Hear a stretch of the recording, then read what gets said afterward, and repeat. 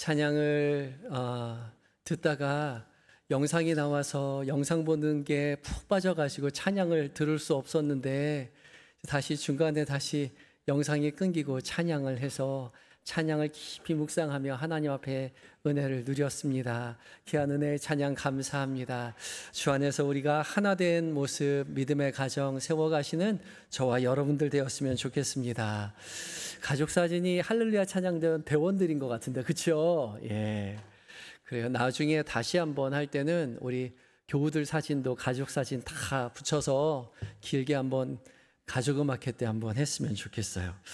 귀한 은혜의 가정 세워가시는 저와 여러분들 되었으면 좋겠습니다. 주일 아침 이 자리에서 또 각자의 처소에서 주 앞에 예배한 모든 성도님들에게 하나님의 은혜가 함께 하시기를 빕니다.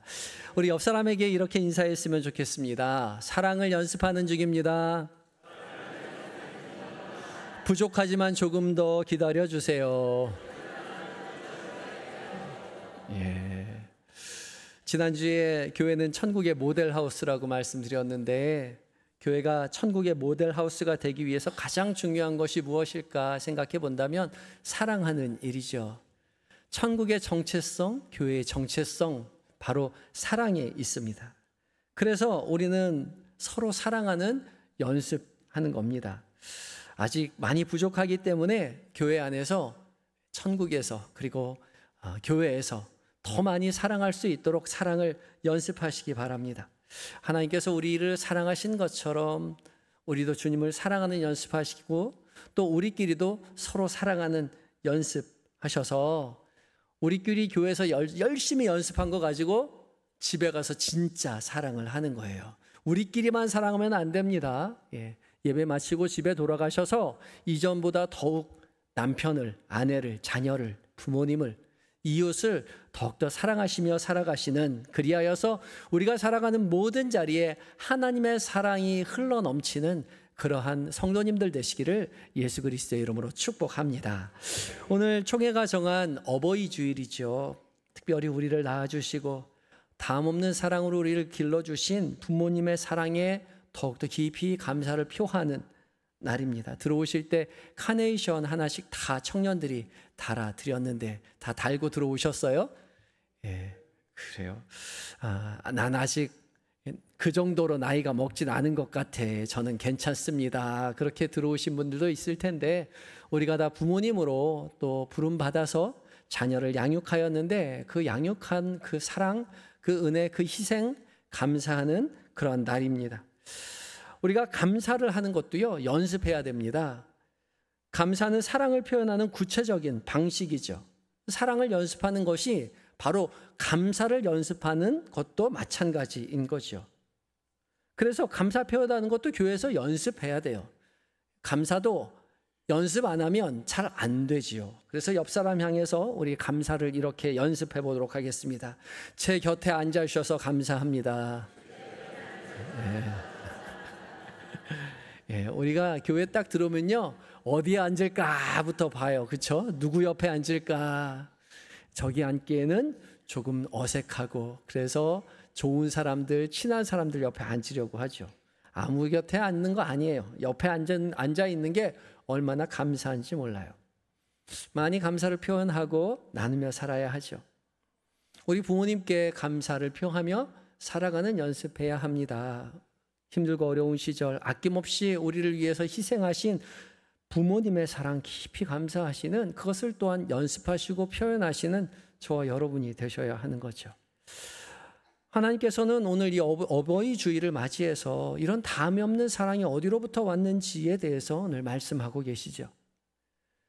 자신의 목숨을 내어 주기까지 희생하신, 아낌없이 사랑하신 우리 예수 그리스도의 사랑이요, 바로 아버지의 이름으로 이루어졌다라고 오늘 주님이 말씀하여 주고 계시죠. 오늘 말씀 25절 하반절과 26절의 말씀인데요, 함께 읽겠습니다. 시작. 내가 내 아버지의 이름으로 행하는 일들이 나를 증거하는 것이거늘 너희가 내 양이 아니므로 믿지 아니하는도다.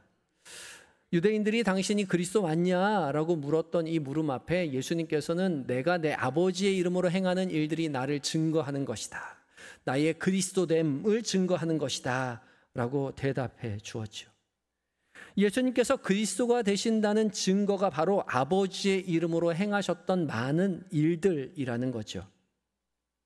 아버지의 이름으로 행하는 것이 무엇이길래 그것이 예수 그리스도께서 우리에게 메시아, 그리스도가 되신다는 증거가 된다고 말씀하시는 것일까요? 그것이 우리의 삶에 어떤 의미가 있는 것일까요? 오늘 함께 말씀을 묵상하며 은혜를 나누려고 합니다.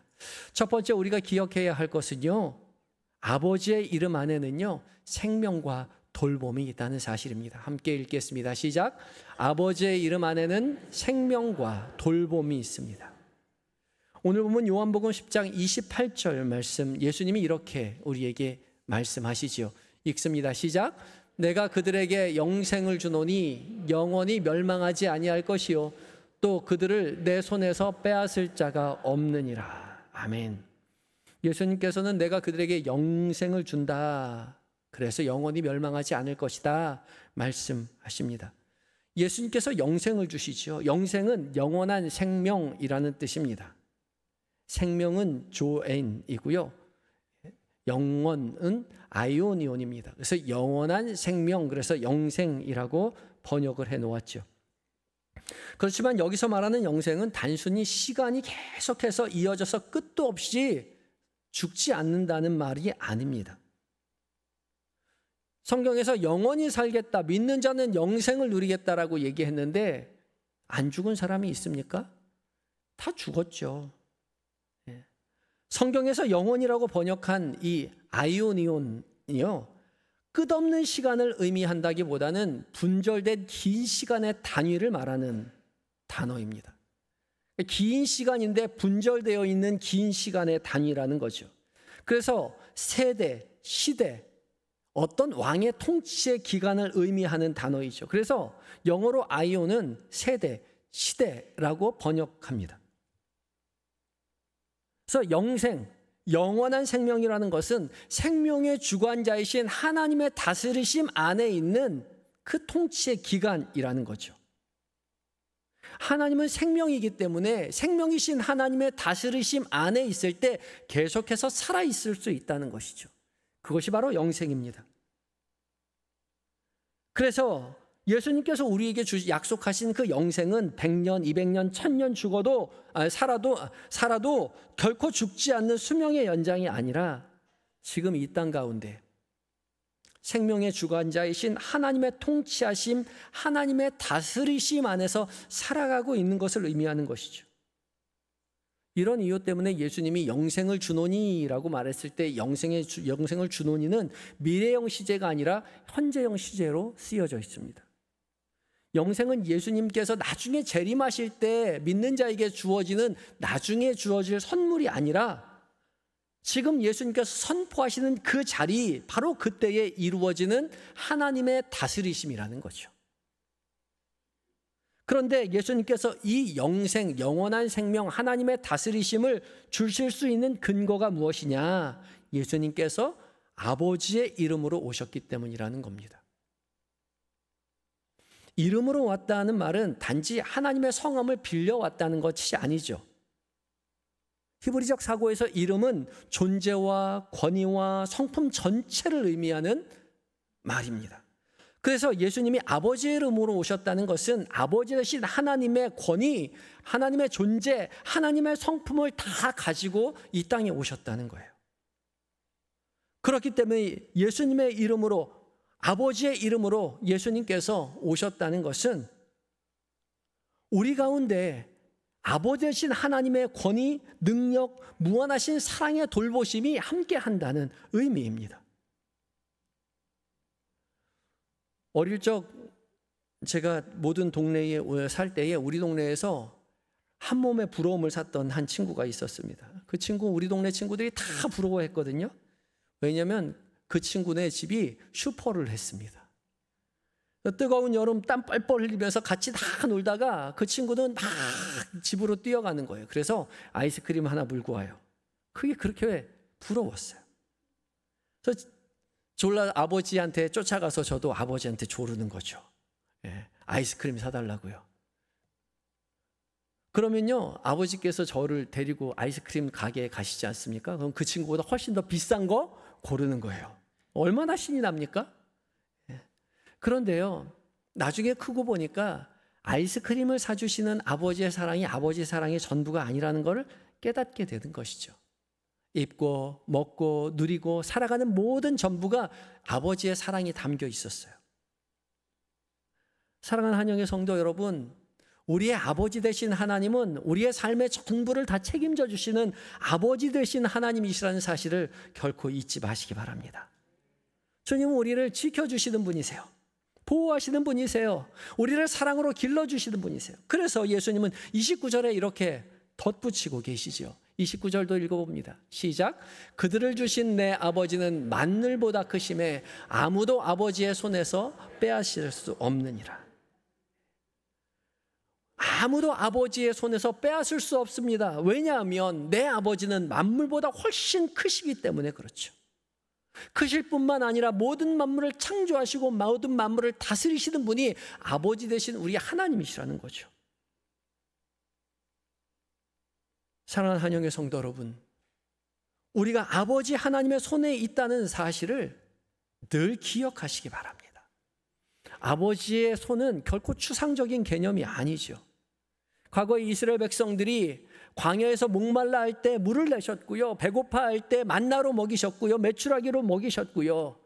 적들과 싸울 때에 친히 군사가 되어주셔서 승리케 하신 그 하나님의 손이 바로 우리 아버지 되신 하나님의 손이에요.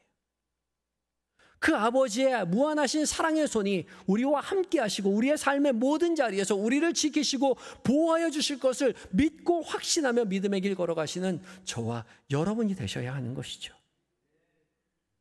또한 우리 아버지의 이름에 거한다는 것은요, 그분이 우리의 아픔과 고통을 아시고 친히 찾아와 위로하시는 분이시라는 사실입니다.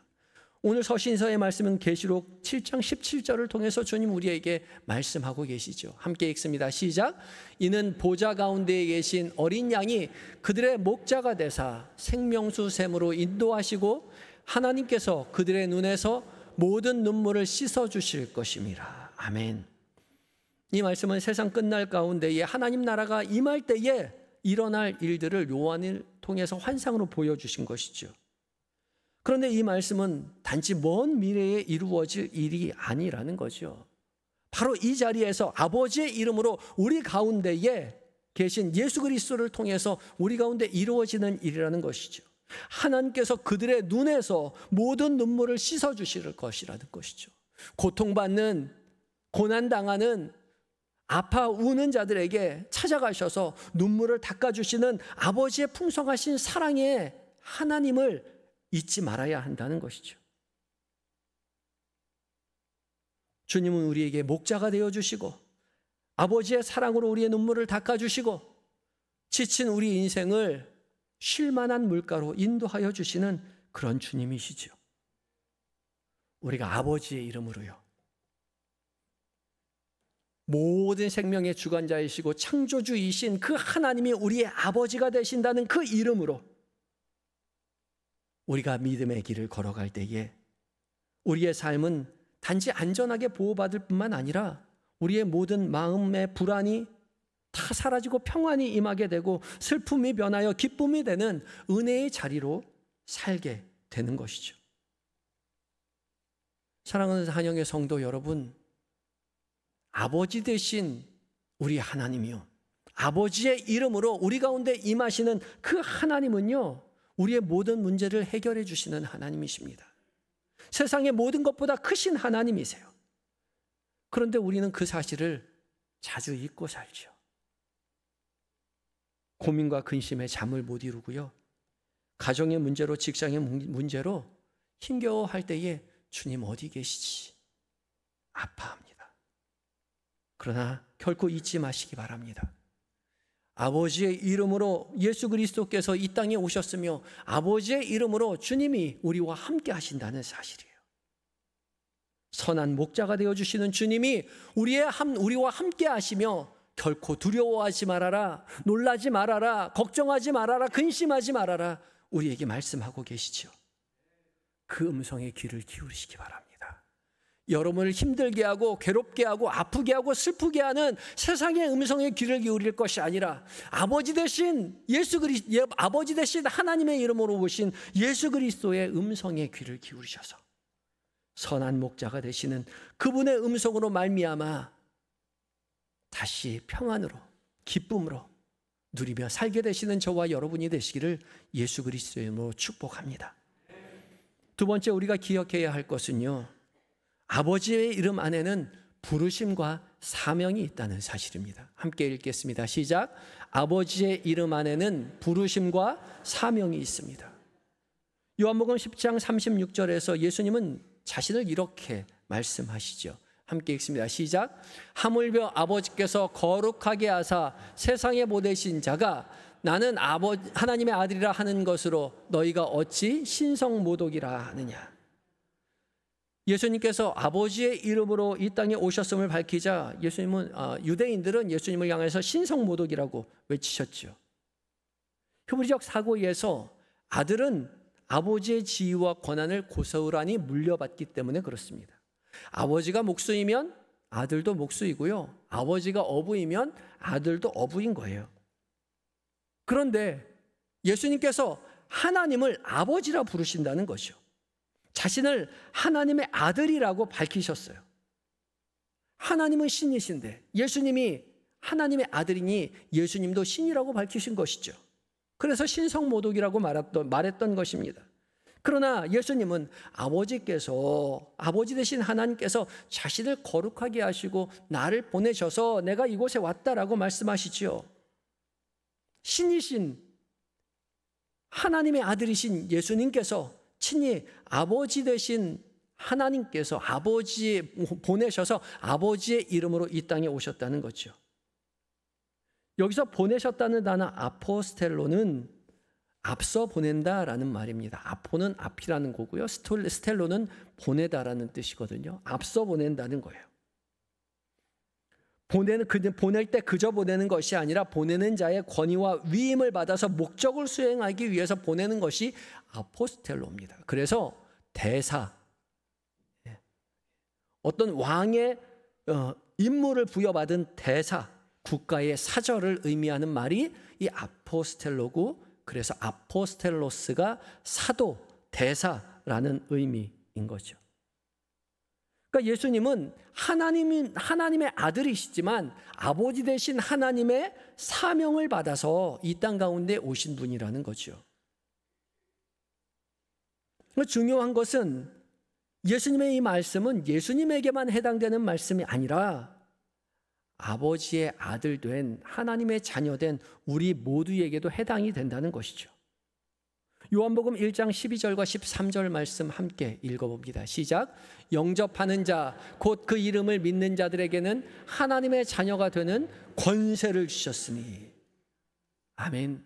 영접하는 자, 예수 그리스도를 나의 주님이라고 영접하는 자, 오직 예수 그리스도로 말미암아 내가 십자가에 못 박혀 죽었으며 나의 모든 죄의 문제가 해결되었다고 그 이름을 믿는 자에게는 하나님의 자녀가 되는 권세를 주셨다고요. 그래서 예수님만 하나님을 아버지라고 부르는 것이 아니라 우리도 하나님을 아버지라고 부르게 되었죠. 예수님은 기도를 가르쳐 주시면서도 하늘에 계신 우리 아버지여라고 기도하라 말씀하셨죠. 하나님께서는 우리의 아버지가 되어 주십니다. 그런데 그 아버지 되신 하나님이 예수님만 이 땅 가운데 보내신 것이 아니라 우리도 세상 가운데 보내셨다는 거죠.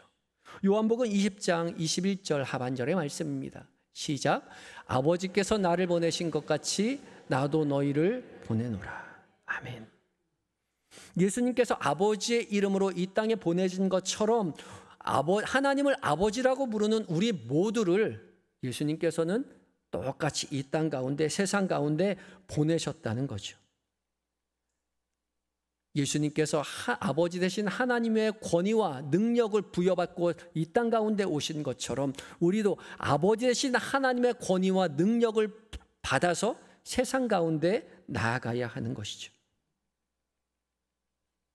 그래서 아버지의 이름에는 부르심과 사명이 있다는 겁니다. 덜컥 겁이 날 수 있어요. 그런데요, 우리가 부여받은 그 사명은요, 결코 거창한 것이 아닙니다.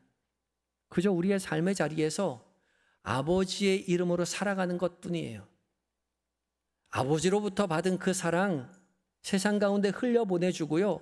아버지로부터 받은 그 보호 세상 가운데 흘려보내주고요. 아버지로부터 받은 그 위로 세상 가운데 흘려보내주는 것, 그것으로 충분하다는 것이죠. 그것이 아버지의 이름으로 살아가는 거예요. 그것을 연습하는 곳이 바로 이 교회이지 않습니까?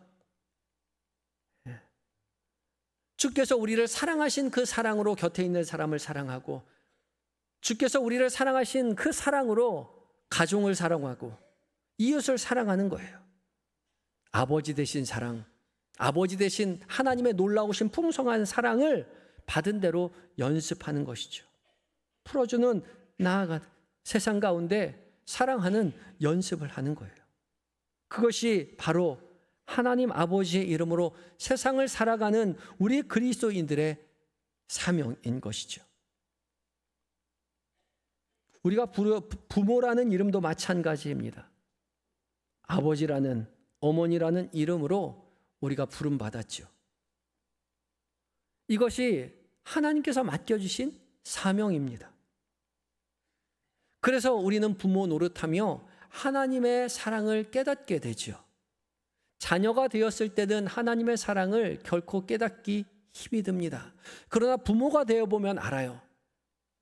주어도 부족하기만 한, 대신 아프고 싶고 눈에 넣어도 아프지 않을 그 사랑이 어떠한 사랑인지 깨닫게 되는 거죠. 그리고 목숨을 내어주기까지 우리를 사랑하신 그 아버지 하나님의 사랑을 그제서야 깨닫게 되는 것이죠. 그래서 어버이 주일을 맞이하여서요, 우리는 부모를 공경하며 또한 부모의 이름으로 하나님의 사랑을 깨닫게 되는 것이죠. 우리가 부모님을 공경하고 기억하는 이유는요, 단순히 인간적인 정을 나누기 위해서가 아니죠. 하나님께서 그 이름 안에, 아버지의 이름 안에 맡겨주신 사명을 다시 한번 되새겨보기 위함인 것입니다. 풍성하신 사랑으로 나를 사랑하신 그 하나님의 사랑에 힘입어 자녀를 사랑하고, 그 사랑에 힘입어 나를 사랑하신 부모에 보답하는 거예요. 그것이 바로 어버이 주일에 우리가 아버지의 이름으로 사랑을 해야 할 이유인 것이죠. 사랑하는 한영의 성도 여러분, 예수님께서는 이 땅 가운데 오실 때에 그저 오신 것이 아니라 아버지의 이름으로 오셨습니다. 아버지의 이름으로 오셨다는 그 사실은 우리의 생명이 주어졌다는 사실입니다. 죽어갈 수밖에 없었던 우리에게 주님 친히 찾아오셔서 생명이신 하나님을 우리에게 알게 하시고, 다시 그 사랑 깨닫게 하시고, 예수 그리스도의 이름으로 다시 생명의 삶을 하나님의 다스리심 안에서 살아가게 하셨다는 사실이죠. 그리고 그 생명이신 하나님은 예수 그리스도를 우리 가운데 보내주셔서 선한 목자가 되신 우리 주님께서 우리와 늘 동행하시며 우리를 평안의 길로 인도하시는 주님이시라는 사실을 결코 잊어서는 안 된다는 사실입니다. 선한 목자가 되신 주님을 기억하시고, 또한 그 안에 있는 사명을 또한 기억하시고, 주께서 우리를 아버지 이름으로 사랑하신 것처럼 우리도 우리의 가족들, 우리의 이웃들에게 아버지의 이름으로 사랑을 전하며 믿음의 길 걸어가시는 저와 여러분이 되시기를 예수 그리스도의 이름으로 축복합니다. 함께 기도하시겠습니다. 우리와 늘 함께하여 주시는 임마누엘의 주님, 주님이 그저 오시지 아니하시고 아버지의 이름으로 이 땅 가운데 오셔서 생명이신 하나님 아버지의 그 생명을 우리에게 허락하여 주시고, 주께서 받은 그 거룩한 사명 우리에게도 부여하여 주시니 감사합니다. 그 생명에 감사하며 주의 귀한 음성에 귀 기울이며 살아가는 우리가 되게 하여 주시옵소서. 힘들고 지치고 낙심되고 두려움에 휩싸일 때에 선한 목자가 되어주시는 주님의 음성에 귀 기울이는 우리가 되게 하여 주시옵시고, 아버지의 이름으로 세상에 나아가 주께서 우리를 사랑하신 것처럼 우리도 세상을 사랑하며 살아가는 우리 모두가 되게 하여 주시옵소서. 우리의 유일한 그리스도이신 예수님의 거룩하신 이름으로 감사하며 기도드리옵나이다. 아멘.